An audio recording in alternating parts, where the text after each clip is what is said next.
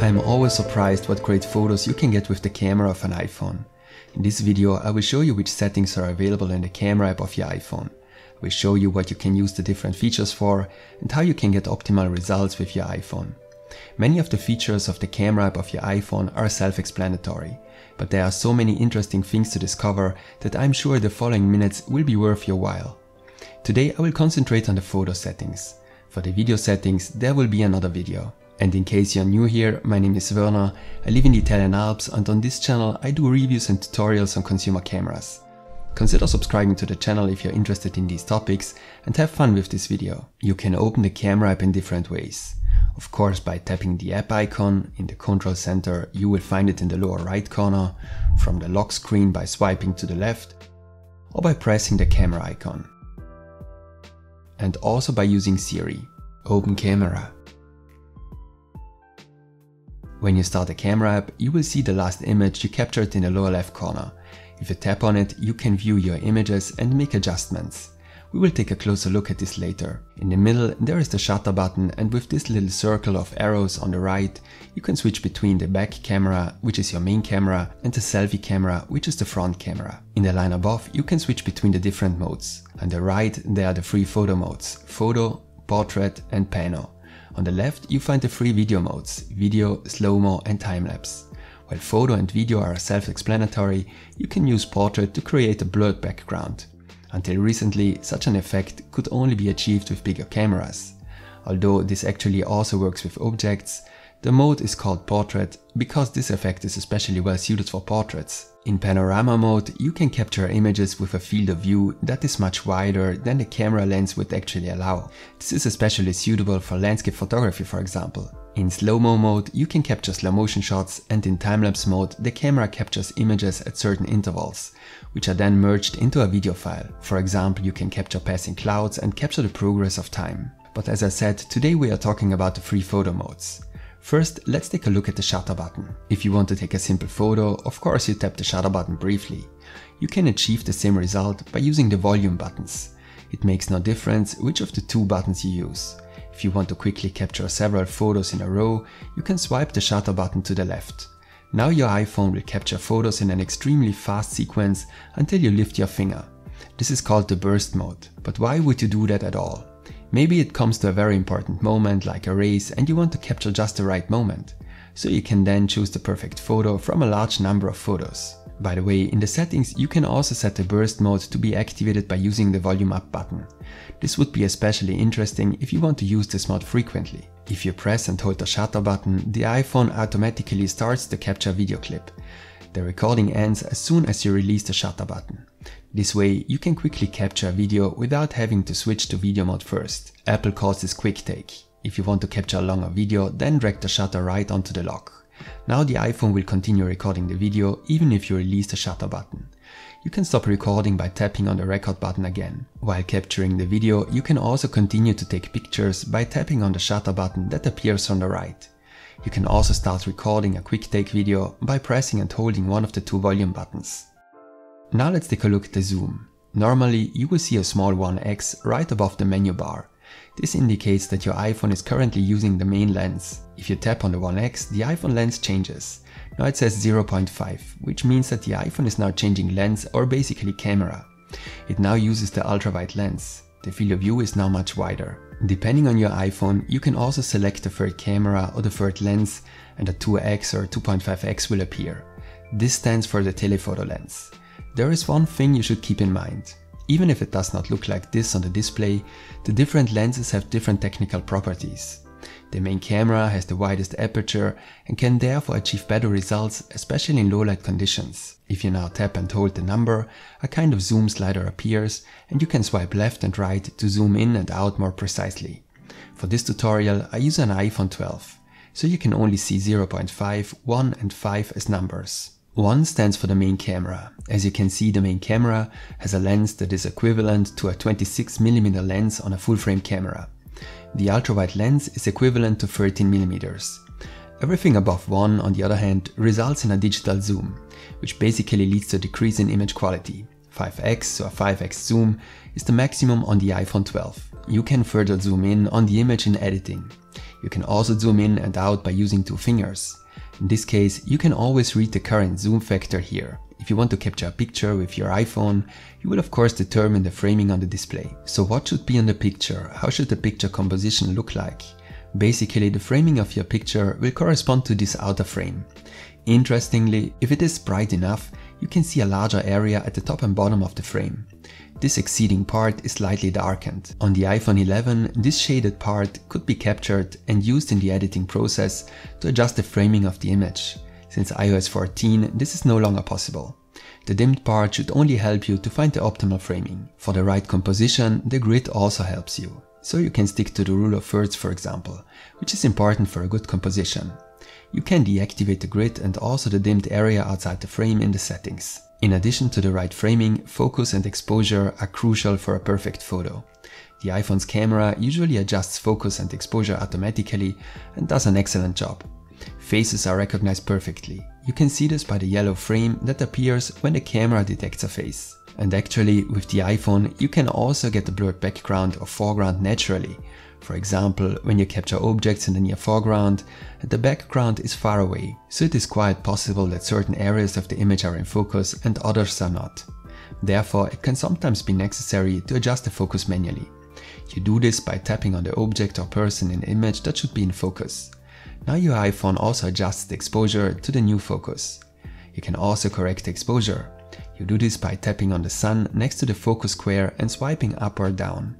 Upwards, the image becomes brighter. Downwards, it becomes darker. You can also fix the focus and the exposure. Suppose you set the focus and/or the exposure manually and want them to stay locked even when you move the phone. You can do this by tapping and holding on the appropriate area. Now the AEAF lock sign appears in yellow at the top. You can now move your phone without changing focus and exposure. This can be useful, for example, if you want to change the framing after setting the focus. Apart from these basic functions, there are a few additional settings and features. And you can open the corresponding menu in two different ways. By using the arrow at the top in the middle or by slightly swiping up with your finger. Instead of the different shooting modes, you will now see a series of icons that stand for different features. The icons at the top of the screen indicate which of these features is currently active. On the far left, you will find the flash. You can set it to automatic, on or off. Notice how the flash symbol at the top of the screen changes. Right next to it, you will find the symbol for the night mode. The night mode will dramatically change the results in low-light conditions. Normally, the night mode will activate automatically when it is very dark. You can recognize this by the fact that the night mode icon at the top turns yellow. In night mode, your iPhone uses longer exposure times. Depending on how dark it is, your iPhone will need a shorter or longer exposure time to get a good result. You can see the duration of the automatically set exposure time right next to the icon. For example, 3 seconds.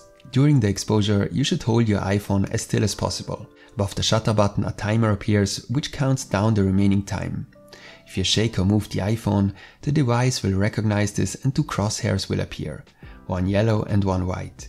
You should move the iPhone in a way that the yellow crosshair lies directly on top of the white one. This helps to reduce movements and you can get a better result. You can also change the exposure time yourself by tapping on the night mode icon and moving the slider to the left or right. By moving the slider all the way to the left, you can also disable the night mode. Interestingly, a long exposure time does not lead to a brighter result. It makes more sense to increase the exposure time when your iPhone is on a tripod. There will be no movement and you can achieve optimal results.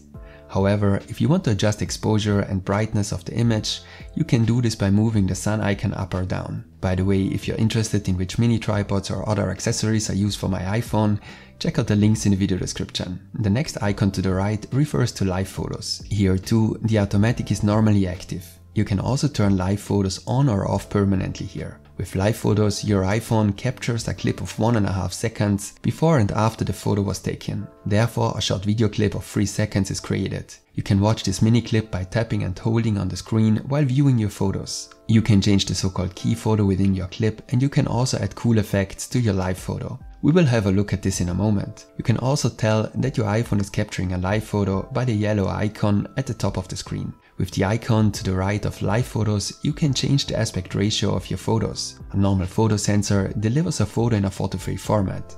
You can also set a square aspect ratio or a 16:9 aspect ratio, which is more typical for video recordings. You should not forget that you can also change the aspect ratio when editing your photos. Right next to it there is a very important feature, the exposure slider. With it you can make your image brighter or darker. That means you can overexpose or underexpose your image a little bit in relation to the settings of the automatic exposure control, and this for a maximum of 2 stops. With this feature you can make smaller and more precise adjustments, and you have a little more control than with the adjustments made by using the sun icon. In addition, the exposure correction will be kept and will stay the same if you take more photos. I have to say that the automatic of the iPhone protects so-called highlights very well, and there are hardly any overexposed areas in the picture. So for such cases you hardly need any exposure correction. It's more that you might want to capture a dark or brighter image to capture a certain mood. The next icon is a timer. This allows you to set that the image is not taken until 3 or 10 seconds after pressing the shutter button. This can be useful if you want to take a group selfie and place your iPhone on a tripod, or even in the dark with longer exposures if you want to avoid any shaking. On the far right you will find the icon for the different image filters. The colors, contrast, white balance and also the saturation are changed. There are vivid, vivid warm, vivid cool, dramatic, dramatic warm, dramatic cool, mono, silver tone and noir. Whether these filters are beautiful is of course a matter of taste. Keep in mind that you can add exactly the same filters later when you edit your image. Before we take a look at the portrait mode, I would just like to point out that you basically have the same functions when using the selfie camera. For example, there is also the night mode or live photos. What there is not is a real zoom function. You can only zoom in or out a little with the 2 arrows or by using 2 fingers. Also interesting is that the selfie camera shows you a mirrored image in the preview, but captures the image without mirroring it. The image looks different than the preview. If this bothers you, you can change this in the settings. When capturing selfies, remember that you can use the volume buttons as shutter. This is especially useful here. If we now switch to portrait mode, we find the usual settings for flash, exposure correction, timer and filters in the functions menu. The night mode and live photo are not available here. However, there are 2 new settings here. Different portrait lighting effects, which you can select here by swiping to the left and right, and the f-stop or depth control as Apple calls it. As explained in the beginning, in portrait mode your iPhone creates a blurred background as if you had taken the picture with a mirrorless with a fast lens. In general, the smaller the number of the f-stop, the stronger the effect will be. That means the blurrier the background will be, and the larger the number, the smaller the effect will be. Just like it would be on a bigger camera. Basically the feature works incredibly well. Only on protruding hairs you can sometimes see small effects. As already mentioned, the portrait mode also works with objects.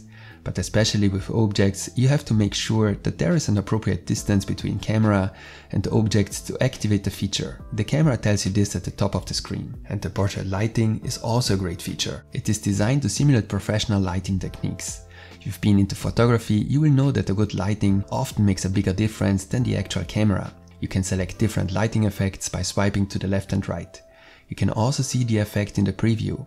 With Studio Light, the face is well exposed by a soft light. It reminds you of a beauty filter.